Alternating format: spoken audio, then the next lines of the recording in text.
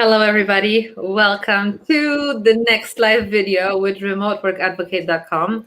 My name is Nadia Harris. I'm the host. I'm the founder.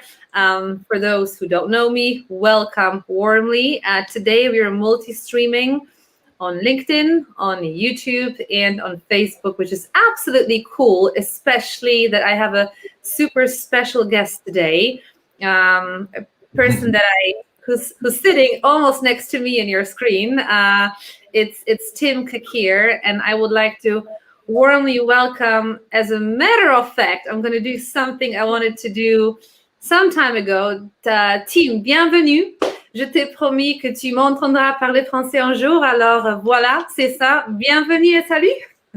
Génial, merci beaucoup Nadia d'être ici, c'est génial. Et le français, incroyable, hein, tu m'avais dit, bravo. Merci beaucoup. Donc, est-ce qu'on fait en français, en anglais, comme tu veux? En anglais, bien sûr. En anglais, bien sûr. No, that was just a funny thing. Tim once told me, Nadia, I really want to hear you speak French one day. So I thought I'm just going to surprise him today. And that's what I did. But it's not a language channel. It's remoteworkadvocate.com. Tim, it would be amazing if you introduce yourself. You're a digital growth expert, a digital growth leader, a professor, a consultant. Tell us something more about yourself. Thank you, Nadia. First of all, I'll just repeat it in English. It's a pleasure to be here, and thanks for your French. That was awesome. And I completely forgot that I asked you that, so thank you. That reminded me that time that you speak French. And I was like, oh, I want to hear that. So it's very excited to be here. Nadia had a great communication with you in the past, so it's a pleasure to be on your show. You know, I've been following you a lot as well with your HR, remote advocate content and everything that you do. So it's an absolute pleasure. A little bit about myself, as you said. I think that what happened to me is that I've changed from a sales to marketing in the past, and I've been doing both. So I didn't know what to call myself, and this is where I discovered this growth hacking, as they call it. But then I realized it was just a silly trend, a bit of a hipster word to say growth hacking. So then I became like a bit of a growth consultant, growth mentor, as you said. What I like to do is to help people grow digitally, help CEOs, help COOs grow their following of their personal and professional profiles, but plus, of course, scale their company or prepare them to scale their company in the digital world.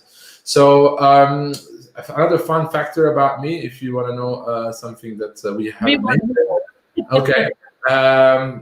Yeah, I speak obviously 4 languages. I was very... You already proved today, right? Yeah. Then there's Turkish and Spanish. Turkish is thanks to my father, who is from Istanbul. I was born there.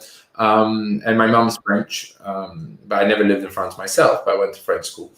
And I was lucky from London to move to Barcelona. This is where I got the Spanish language, of course. It's been 4 years plus. A fun factor about me is that in the free time, in my hobby time, or whatever you want to call it, I'm actually a techno DJ and a producer. So this is my office, but the other room, it's my music studio. So you'll hear me on Friday and Saturday nights smashing some tunes out, and sometimes even live on Facebook, you know, just having fun, you know, playing some music. I'm watching you. I know that. Positive thing is I knew all these things about you. Thank you very much for sharing. Okay. No, honestly, yeah. I mean, Tim, you know what you are? Besides all your professional expertise, you are, I think we get on well very much because you're a third culture child. And I am too. Isn't that right? We come from different environments, and somehow maybe that's the reason why we feel also great in the remote work era, right? Because it allows us to combine everything together. Isn't it that way? Absolutely. I think it's super interesting because, you know, people will ask me, where's your home? And I always say home is where I am, you know, and I can be anywhere in the world that I want to be, and that's my home because I'm there. You know, so I don't associate with myself with any country or anywhere. I think that you are a bit similar to that as well, and I know you love to travel. And you know, and I'd like to thank you here as well with your followers here. It was the first time I was remote, and I was lucky to meet you, and you really coached and helped me be even better at remote. So thank you so much for that. Great. Come on, Tim, I learned a lot from you too, and that's why I think that everybody watching today should learn from you as well. So the first question that I'm going to have to you in terms of professional expertise. It's actually digital growth, right? But the thing is that I have a feeling that many people don't even know what it is, what it really means. Everybody wants to grow these days. But what does it even mean to grow? What does it mean to grow digitally? What do you have to do? How do you water yourself, your plants, so that you grow, so that you bloom? What are you supposed to do? What is it? So, I mean, when you say digital growth, yeah, of course, everybody will say growth, and growth hacking, growth mentor. There's been so many, I think it's been, after marketing, now is the new thing, it's growth marketing, growth and all that. But for me, if we want to separate the digital and non-digital growth could be your personal, right? You could be learning things. It could be with your friends, communication, and so on in an offline world. But digital growth, for me, professionally, I think as a person, is first of all the awareness, right? So who is aware that I am putting the content out there? Who is aware that I'm helping other startups, founders with free time, even on Growth Mentor? So the awareness is the number one thing here. But when we look from a company's perspective, it's to be there at the right time, at the right place online, right? As we saw as well, I think that we will discuss this in a bit about what happened lately, right? Luckily, we're at the end of the year because it was it was a bit of a roller coaster year. None of us expected this, apart Bill Gates, of course. He told us this, and we didn't listen to him. And now he's saying that the worst 6 months is coming, actually. So let's get ready for that. But for companies, what we saw is if they had this digital growth or they were out there digitally, they made even better revenues, right? But not just by revenues, they did well for the world. So they start giving back, okay? And in a digital world, what does it mean is that people can see you, right? So your followers, your users, your customers, I don't like to call them users or customers, but your community can see you. And if they get the value, they will also invite others. So this old school advertisement and selling and trying to prospect and to abuse people on the phone is slowly dying down. And what I call this digital growth is be the thought leader, be the person that if I want to look for HR remote advocate or HR remote content, I know that if I search it, I will find Nadia Harris. This is digital growth. What you've done is digital growth.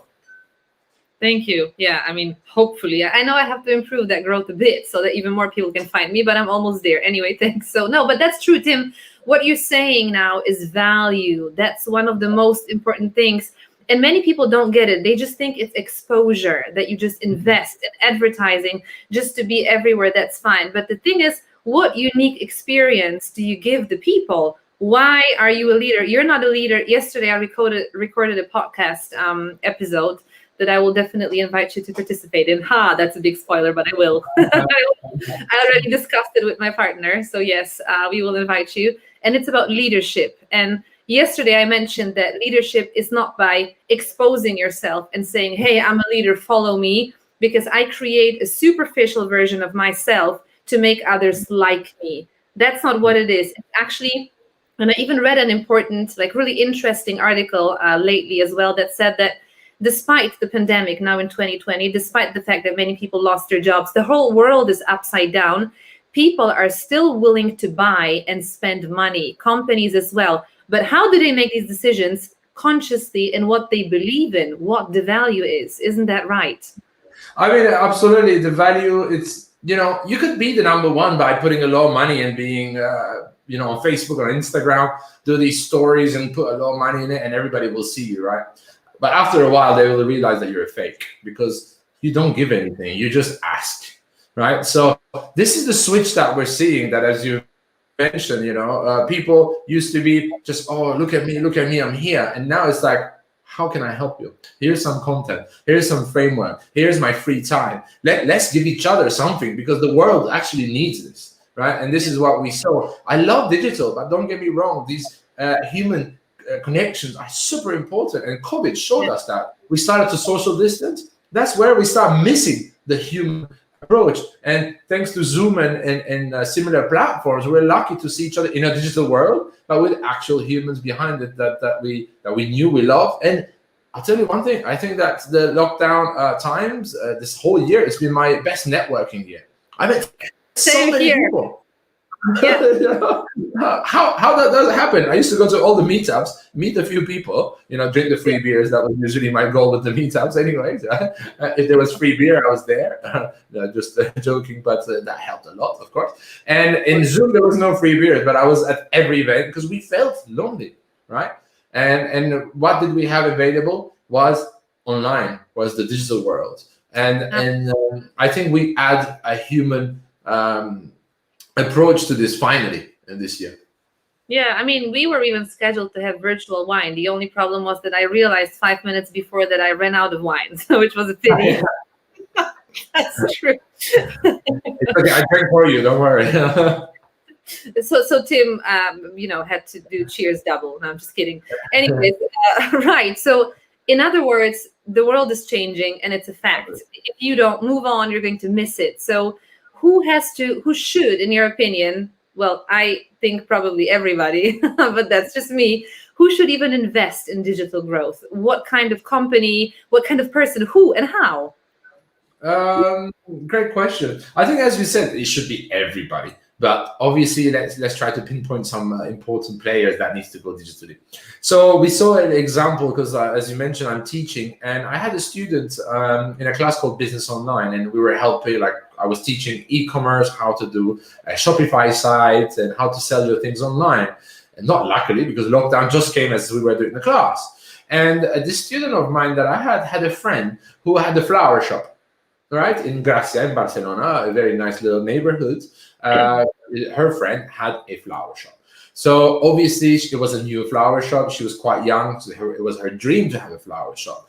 She put all her savings into this, and COVID came, right? Mm-hmm. So what started happening is that the dream shop that she built very quickly started to fall because there was a lockdown of, like 6 weeks without even going out, just going to the superstore, and everything was closed. So one of my students was able to help this friend of ours and launch an online shop for her flower shop, right? What happened? There was Mother's Day just in the time as well in Spain, and this lady who started her business was able to sustain her business thanks to having an online shop. An online shop was something that is not very hard to do. So an example of this is the flower shop, but you can take whatever industry you want.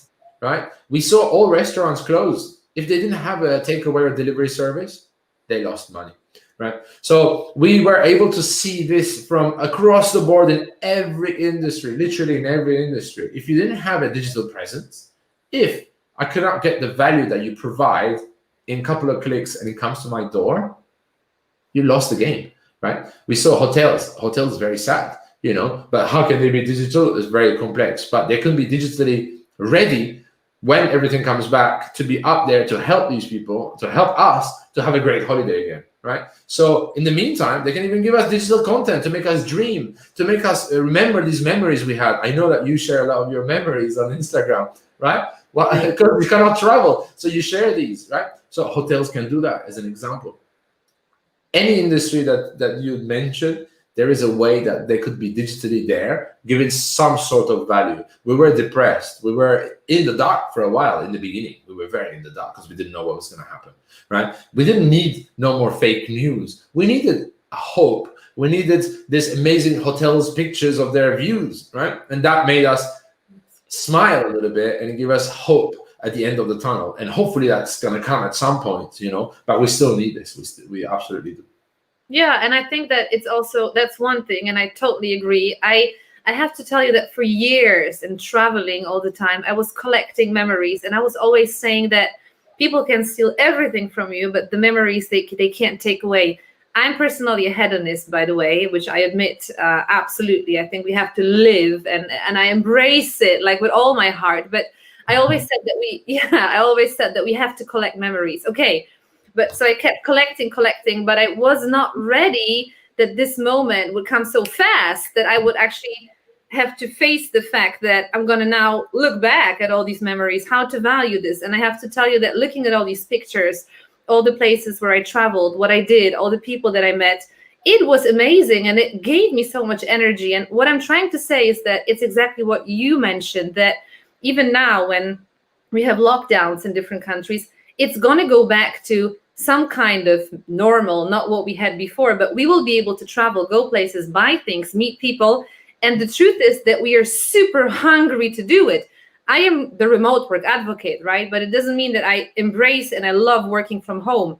I don't, okay? I like doing it every once in a while, but that's not the idea of remote. That's completely not it. So what I do is I see all this engaging content online, and they make me feel what I want to do when all this is over. So all the hotels, all the places, all the restaurants, I save it. And because they're there, they constantly keep reminding me. So if you don't do it, even if you can't grow your business, I think when everything is closed, then the people will go out eventually and they will choose you or someone else who's doing this and adding this value, right? Exactly. They will choose someone else if that person is, or that company is not digitally ready there and available in front of my eyes. Obviously, I'm not going to remember them or even choose them when I come out of this darkness, let's call it. But as you said, I think it's super important, the memories. Why? Because this is the only thing that keeps us positive in these dark times, right? Or family, right? If you have your family with you, your friends, your loved ones, and the good memories with your friends and family as well.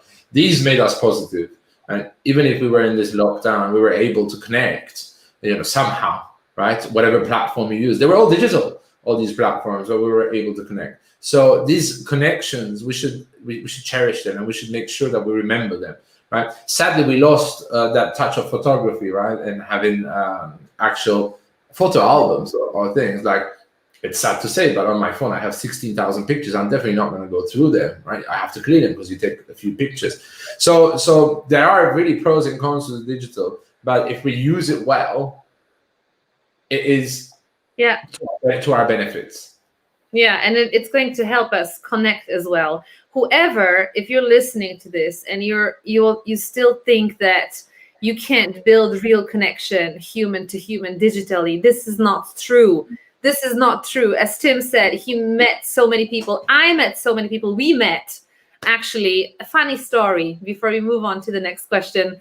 Yes, when Tim and I started working, I was part of his evaluation team to assess Tim's skills, and I can say he scored wonderfully. Okay, I was actually a bit intimidated because I thought, I know how I felt when we started chatting and I was the one to evaluate. I never do a power position. It's ridiculous. I really like making friends with everybody, because I think you have a different expertise. I'm not you. If I had the same skills as you do, I would be you, but I'm not, right? So it should be a really win-win situation, every conversation that you have with another person. But I thought that I felt a bit weird because I knew that your expertise was so huge that when I was asking your questions, I thought that maybe I'm making a fool of myself by even asking this. So, so you really had a lot of knowledge for me.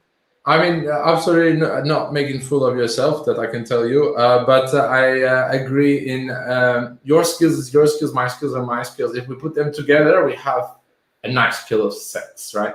So this example goes to even, I'm going to say it, sadly, I'm going to get a little bit political. I'm very sorry about that, and to your followers as well. It's, if we were a whole world working together, right? The countries that I'm not going to mention their names, right? If we have worked together from the get-go, and if we were friends, and if we were communicating and sharing and being transparent with each other, we would have not come to this point. We would have been able to be there, be alert, and really make sure that that pandemic stayed smaller than what we expected, and then really make it a bubble, right? But we were not able because we had ego. Countries had ego between them. They didn't want to help each other. They didn't want to share. And then after a certain point, they were like, oh, no, we have to now, right? It's sad that it has to always come to this where we help each other, right? This goes for our humans, right? You really did help me when I did that assessment. And I got a very good client that I worked with for a while, that I'm still working with, right? That I've enjoyed so much, that I've learned even in the lockdown. I learned from a new industry that I never thought I would get to it. That's the cannabis industry, right? I really believe in it as well now. And also what I learned during the lockdown is that, as you said, I can be friends with people who I've never personally met. You and I, we have still not personally met. We're definitely going to do that because we're Oh, going to flying together somewhere in the world. I know that, but we're still friends. On Instagram, we still message each other, not just for this kind of talk, but we celebrate each other's success as well. On a Friday, we're able to say, hey, you got a bit of time to have a drink together, and we cheers together, right? This is super important. And let's do this, even if we didn't have this lockdown or pandemic or whatever viruses is happening around the world. Let's remember that digital is great, but that digital world doesn't mean that we're going to lose our human aspect, because this happened, right? This happened. Salespeople, marketeers as well. I was a marketeer. We lost the human approach. We lost the human approach, and we just focus digital. Digital is great, but if you don't bring the human feeling and emotion, you're already lost digitally.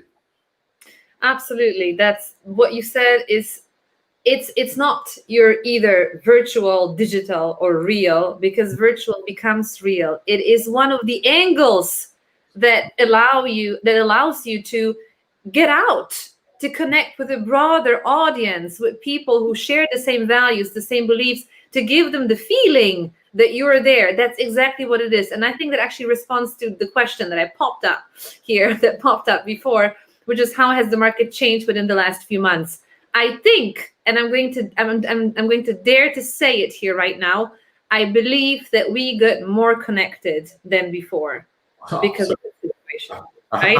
Absolutely, 1,000%. We realized that we needed these connections with people. We realized that if you lock us down in our house on our own, or even just with our partner, we'll go crazy, right? We realized that there is other people out there in the same situation, and this is what it did. It broke down those barriers of the rich and the poor and the middle class or whatever. It broke down culture. It broke down so many things. We had to get together. We had to stay at home to be together one day, right? Which was very weird. We had to socially distance so that the world can come back into a social environment one day again, right? And I don't know, it's mind-blowing that absolutely I'm much more connected now. I network better. I know people much better as well, because I took the time, I had this free time to reflect and to look at my list of people who I haven't spoken with. I mean, I would like to ask to your followers here as well, how many people have spoken with their friends they haven't spoken in 15 years, 20 years? Lockdown did that to everybody, I think. Everybody that I know had told me, oh, I did a high school reunion that they've never done it. They did it on Zoom, right? Yeah. Like, I had a high school reunion many years and I never went because it was back in Istanbul. I couldn't.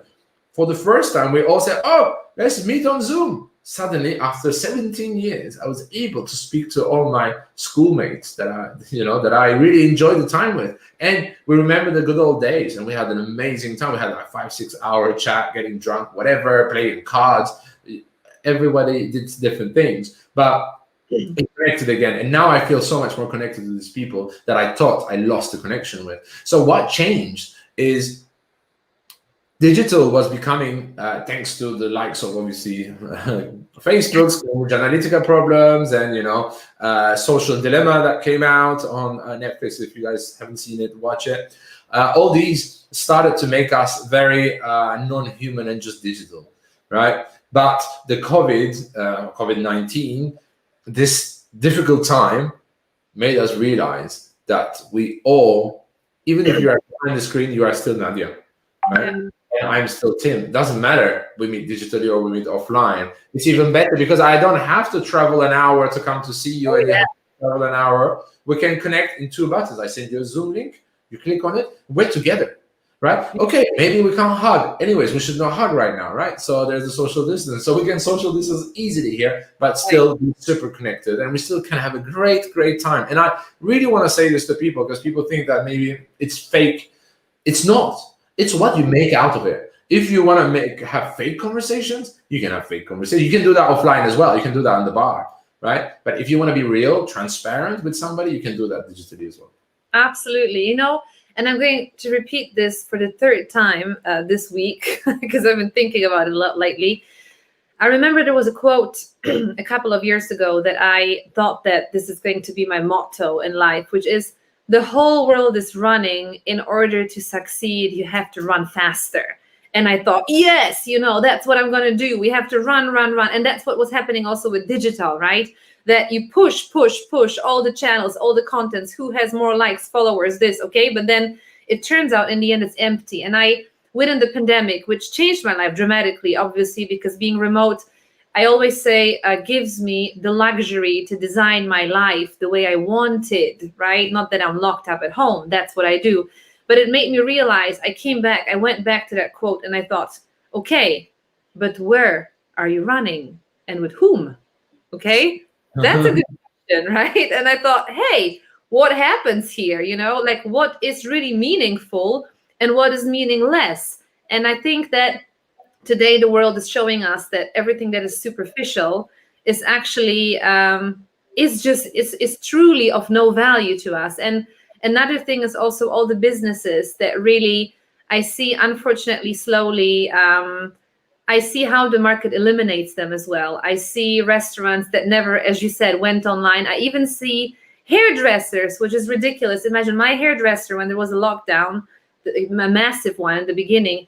Can you imagine that he called me? He was calling all of his clients just to ask us how we are, how we are dealing, if we're doing well. And I thought that was so amazing that I told him, if you really need, if there's anything you need, please let me know. I'll be happy to help you. And the moment when we go out, I will be there. I promise you that. I thought it was so nice. And even this tiny step, even to make this tiny step made a huge difference afterwards. And I met him, obviously, when they opened the hairdressers and everything. And he told me, you know what?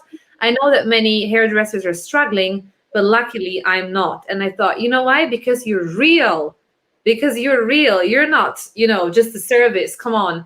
And, I think I would like to go one step farther, because what I just said and what you're just saying is actually leadership, isn't it, Tim? Leadership, it's about being true to yourself, showing who you are, sharing the value. Isn't it that way?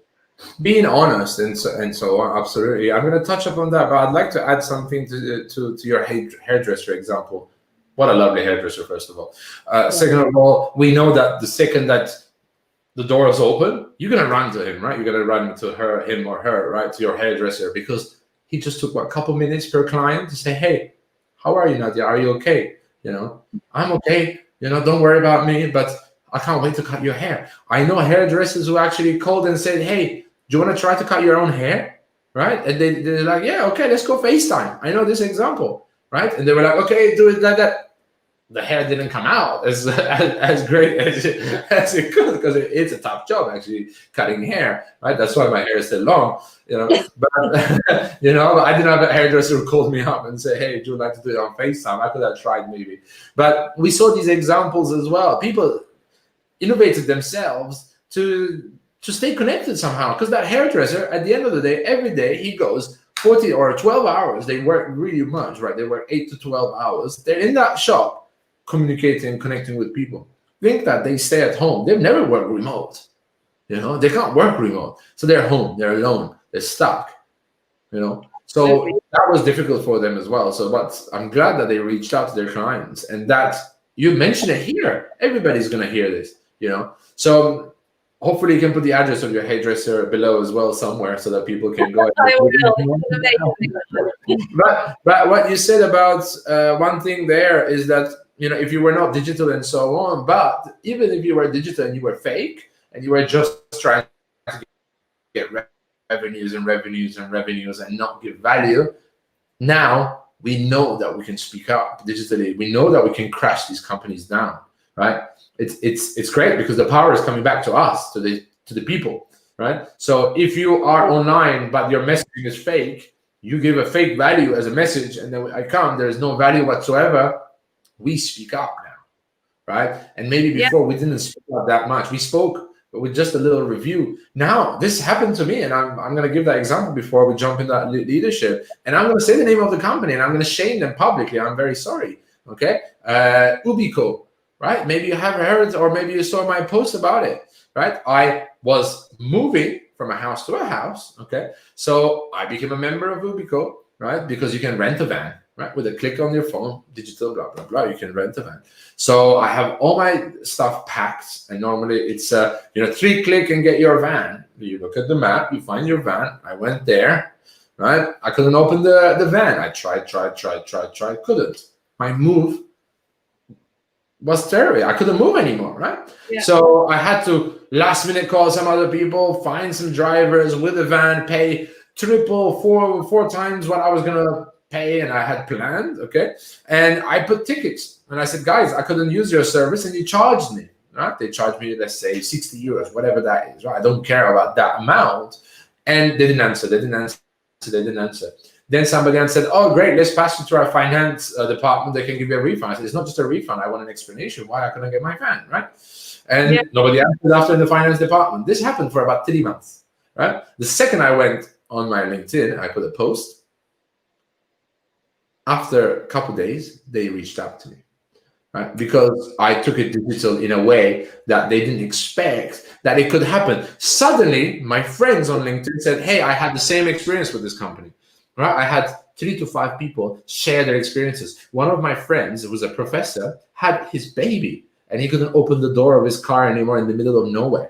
He had to take a taxi, come back, right? And these companies has never answered to these people. Right? They never did customer support, customer service. So this company has been publicly shamed by me. Now everybody's comfortable to publicly shame them. Am I ever going to use their service again? No. Right? So users, customers, whatever you want to call them, they are the most important thing to whatever you do. Build the best fintech, build the best SaaS, whatever you want. We all build products. Don't make us the product. Make us the importance, right? Okay, like Social Dilemma, when they say, if it's free, we are the products. Don't do that. Okay, we will pay the money. We will pay the money for a good service. We will pay it to that value, right? So this is what I wanted to add to everybody here. Don't accept bullying from tech companies neither, because they do this. I've seen it. I've worked with certain tech companies that were in this attitude of let's take more money. I was lucky enough that I was able to change some of these aspects in these companies that I work with, and now you see them thrive. You see their revenue 10x since they took the approach of being user-centric, and I learned from an amazing leader at the end of the day, since we're going to get into the leadership subject, that leader, we had certain employees come to the leader and said, hey, what are we going to do about this? Blah, blah, blah. Everybody was freaking out. And this leader goes very simple, says, what would be the best for the user? Amazing. That was it. That's what he said. And everybody's, wow, yeah, okay. What's best for the user? Boom. We did what we did. We did the best for the user that we could imagine. Bam, that problem was solved. The user even said, hey, guys, it's okay. We all mess up. We all can make mistakes. Right, but make sure that the user is the one who's going to give you the money. That's thanks to these users that you are surviving, that you're paying your employees, that you're paying your food, your family, whatever. So let's focus on that. 2021, I urge every company here, okay, to be super user-centric, to be user-centric. Think about your users. That's it, and the rest, the money will come, the growth will come, everything will come. Absolutely. Oh, that's amazing what you said, Tim. I absolutely love it. That's very true, because that breaks the barrier of being superficial, of just being out there but having nothing to offer. And I agree with what you said. I obviously saw your posts on social media about the company. There are many like these. I had such an experience, and I'm going to mention that now too. They apologized, but it was SurveyMonkey. Very similar situation. They blocked my account completely without any reason, saying there was something about fraud. The problem was that I had a survey sent out to customer, actually several surveys to several customers, because I was doing a huge report. Everything was blocked. Everything stopped. No response. The moment when I went on to social media, 15 minutes. Oh, thank you. We received your request. Exactly. That's what happened. So that's very true. Yeah, it's sad, but that's very true that it's happening. And I think that exactly there always has to be a person behind it. And you have to be true to yourself as well. This is also about leadership. And I also experienced many people, obviously since the pandemic started, everybody suddenly is into remote work, and everybody's a remote work expert. Everybody's a remote work advocate. Yeah, like me. But the thing is that and you can check all my social channels. You will see that I did this a long, long time before. I lived by that rule a long, long time ago. So I believed in it before it was fashion. When people looked at me and they said, even back in January, what is she doing? Sometimes I got these questions, Nadia, you seem to be a smart person. Why don't you have a real job? And I went like, okay, what do you mean with a real job? Like, or who are you? How do you have the money to travel? That's ridiculous. And then suddenly I got these messages in the middle of this year saying, Nadia, you got so lucky. This pandemic benefited you. And I was like, this is ridiculous, people. What are you saying? I believed in something before. I was not maybe credible enough because I was not the mainstream lifestyle, that was introduced in the 1920s. I always say it, when the 9 to 5 or 40-hour work week was introduced initially. All that is changing. And now I see that people are shifting. But the problem is that many of people who say that they're remote work experts, and I see this a lot. I see sometimes these huge companies that are starting to release their products about training and coaching. And I sometimes see who the coaches are. Those are people who never work remotely, but they work in these companies for 10, 15 years in one location sometimes. And now because, remote work, is a hot topic, now everybody's going to do it. But when you talk to somebody, you lose that. And I'm not saying this about myself, because there are amazing remote work advocates and coaches around the world that I am really great friends with. We have partnerships and they're amazing people. And I love being inspired by them as well. And we meet a lot too, but you have to be true to yourself. Don't sell something because it's fashion. Don't say that you're an expert in something that you don't really feel is what you truly believe in, And that's also about leadership, isn't it? Absolutely. And as you said it very clearly, I think you have to believe in it yourself first. Because if you believe in it and you work on it, you believe in it, you'll be good at it, right? And that's when you can inspire others. And I will say here publicly, I burnt out once. Why? Because I was in an office. Office is not for me. 9 to 6 and plus the startup extra hours and so on.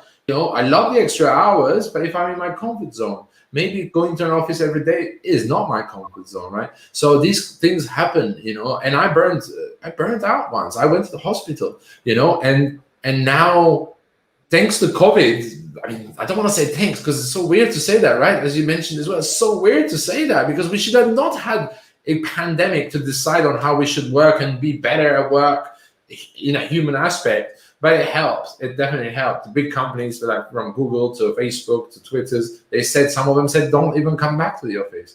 Do whatever you want, as long as you do your work.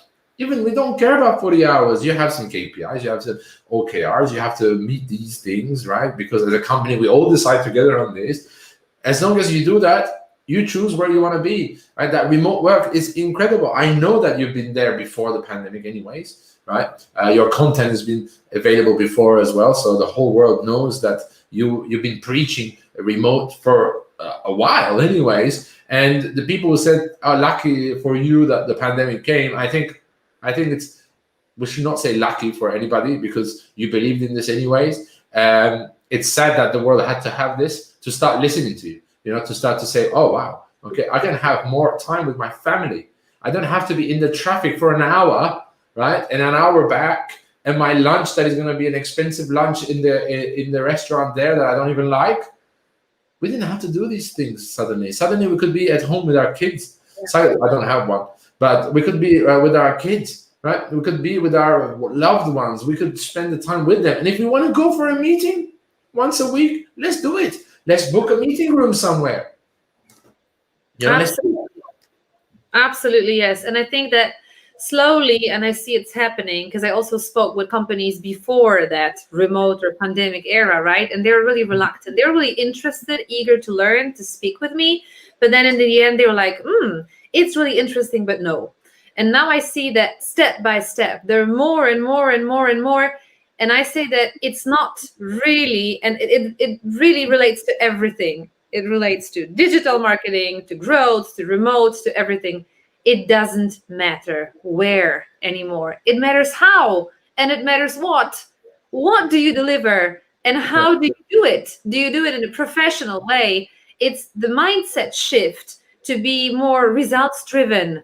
But in order to be results driven, then companies today ask me, and that's like a vicious circle. They ask me, okay, results driven. So how can we motivate our people that they're results driven? And I say, that's a ridiculous approach, because you suddenly told them work, be locked up, work from home. And then you have to be results driven from a completely different approach, which was 9 to 5. It doesn't work that way. And this is exactly the moment where management, 9 to 5 management, is dead. That's why we need leaders connecting with values, with the mission, with the vision, to really make an impact together. And this is how the people feel motivated from the inside, and they will contribute together, right, with a great leader. That's why leadership is a skill of the future. That's why it's crucial in a remote environment, isn't it? Absolutely. And these people that you're giving some of these examples, they're not leaders, they're bosses, right? So how to be a leader, not a boss, is a huge topic. And, we can make even like hours and hours conversation on this. I'm going to have an article soon coming about this, by the way, as well. I hope you can share with your followers. But what I wanted to add here is that some of these bosses that you mentioned, it's sad what I'm going to say now, but you could just tell them, hey, you would save XYZ amount of money from office space and this and that, right? Then they will all want to go remote. True. Yeah. It's bad that they should not think about the money again. They should think about the health of their employees who does the job, right? Their company is thriving because of their employees at the end of the day, right? So we should not forget that. So this is why the human aspect, the user, the customer, the employee, right? Let's not be corporates and businesses anymore. Right? We saw, what was it, on Monday or Tuesday? We saw what happened to Google. Oh, right? Yeah.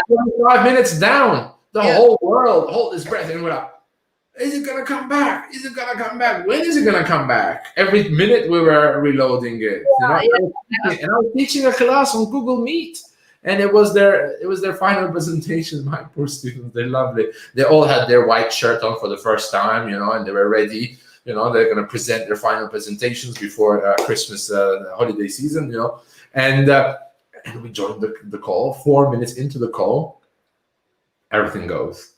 And I was like, oh my God, it's my internet or whatever. And then we found out as Google is down. The whole world really freaked out for 45 minutes, right? Why? Because our whole world somehow is around these massive corporate company, big players, like Google, or Facebook, or whatever, right? So we now need to understand that we don't have to rely on these. There is also other server providers that have a more human approach, right? We can also not put all our eggs in one basket, right? So we know a couple of companies who's done that, like the Notion and so on. They had other servers or their own servers, or they had distributed. So you were able to still log in, right? With Gmail, you were not even able to put your email address. It didn't recognize you. Yeah. For a second, I thought all my data is gone. Yeah, and that's really important what you're saying, because the problem is that everybody suddenly, when it all started, it was Microsoft, for the most part, obviously Teams, right? Zoom and Google. And I say, people, if you tell me that you are present in the digital, that you have a digital infrastructure, this is bullshit. Sorry, but that's what it is, because there's so many amazing tools. You're a Notion master. Tim introduced, taught me partially. I taught myself also a lot because I had to, because he introduced me with Notion. And Notion is an amazing tool. And I have actually even myself worked with different clients on Notion as well. I remember what you said to me, Tim, because I was always for Monday, but Monday is not for videos anyway. But anyway, it's cool too. But I said, I like Monday. But you said, okay, Monday is all right, but Notion is the Rolls Royce. That's what you said. And that's what I tell people these days. And it's true. There's so many amazing tools, so many possibilities. Now I'm actually working with a company that introduces a virtual space, virtual workspace that gives you the feeling that you're walking in the office. And it's amazing. It's wonderful. So we shouldn't really be bullheaded and say this or that or this just because others do it. Think out of the box, do research, introduce something new, say how it can add value, to connect, to bring the people together and create this digital experience, positive experience, impact together as a team, Absolutely. I hope that this is not going to bring us to a world where we saw these, dystopian movies where we're all just sitting in a seat with VR glasses and we don't go anywhere and everything's happening. I hope that's not what's going to happen, right? I hope we're not going there, because that's not the goal, But I'll be okay to come into my office, put the glasses on, be in office and do my job. And then the second I take it out, I'm with my family, right? I'll be okay for that. So yeah, let's use the digital for the benefits, for the for the good stuff, and let's not abuse it, because I know that a lot of companies sadly will still think about abusing the digital world to take more money and make us more consumer. I like consumerism for myself because I buy things that I like. Yes, it makes me happy, right? Yeah. Buying myself a new iPad does make me happy. I'm sorry to the world, but it does. Why? Because I work with it, I do things with it. It does. Buying this new remarkable tablet makes me happy. Hell yeah. And maybe fashion makes you happy, right? Everybody has a topic that makes them happy, right? But this doesn't mean that we should be pushed down and to use more of the other things that doesn't make us happy. So let's get to know what we like. Let's go into that area. Let's help these companies even in this area. Let's give them feedback. Let's tell them, hey, I don't like your messaging you're doing to me. I'm a follower of yours, and this is not nice what you say in Instagram. It's not like that. We are now getting the power, right? We're getting the voice again, which we had, I think, years and years ago. So let's speak up, And this is, again, let's go back to that question that maybe we didn't answer very clearly, your leadership question. You need to communicate clearly, right? If you want to be leader, it's not say, oh, go do this. Communicate clearly, inspire people, inspire your followers, inspire your students, or inspire your employees, show them real empathy, make sure that, you can feel like them, they don't own the company. Don't forget that, right? They don't have the comfort that you have maybe in your bank account. They don't have that, but they still work for you, for your company. They try their best, right? And guide them, be a guide. Leader is a guide, is a coach, is a mentor, right? He will see your weaknesses and help you, and he accepts his weaknesses, right? I have no weakness. I accept them. I always reach out for people to help me with my weaknesses, right? Yeah. Do that, and don't just delegate tasks, but delegate authority. Believe in their decision making as well, and let them even make mistakes. I think that's a leader versus a boss. Is they allow you to make mistakes. They don't shout at you when you make mistakes. They say, "Oh, hold on, let's think about what happened here. Let's find out why this happened, and let's work on it so that it doesn't happen again." Right? Be strong, but also be flexible. Everybody is going to have time they need with their family. Everybody's going to have time that they don't feel as well, that as well as they should, right? So don't say, hey, why you're sick or whatever, you're at home, you should not be sick. No, support them, be there for them, take some tasks. The servant leadership is my favorite leadership right now, right? And I'm trying to learn even more how to be more of a servant leader. And I try this even when I'm teaching, right? They see me as a leader because I'm the professor or whatever, and I tell them I'm not. I'm a mentor. I'm a coach. I'm going to help you guys get wherever you want, and you guys are even smarter than I am because you're more there right now. You're younger. You're fresher. You know what's going on. Your mind works faster. And it's true. These things are true. We get experience, but maybe we are not as agile as we were. This is normal. And obviously be confident and humble. Right? Be confident in the things you say and make sure that you are super humble, okay? Because you didn't come to these positions just from being bossy and so on. You came to these positions, to this money or whatever, thanks to the people who followed you, right? Thanks to the people who helped you get there. So let's not forget that in leadership. Oh my God, Tim, this is so inspiring. You're going to have to repeat all that during the podcast. I'm telling you this. So stop. Leadership over. The topic's over. Major takeaways. Don't say too much because I really want to record that. Promise here in public to do that with you. The Leadership Outlook podcast on Spotify. You can already tune in, check out, because Tim will be one of the next guests. That's my statement here. Okay, so major takeaways. Just to wrap up, what do you think companies, taking into account leadership, digital, everything altogether that we've spoken about, what do you think that companies should invest in these days to be successful? I mean, I think it's gonna go back to just one thing, if that's okay. I didn't even put it down on it. I think your employees, the people who follow you, the people who execute, the people who think for you, the people who believe in you, invest in them. Invest in them.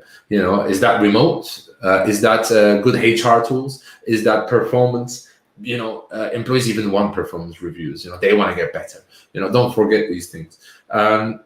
Invest in people.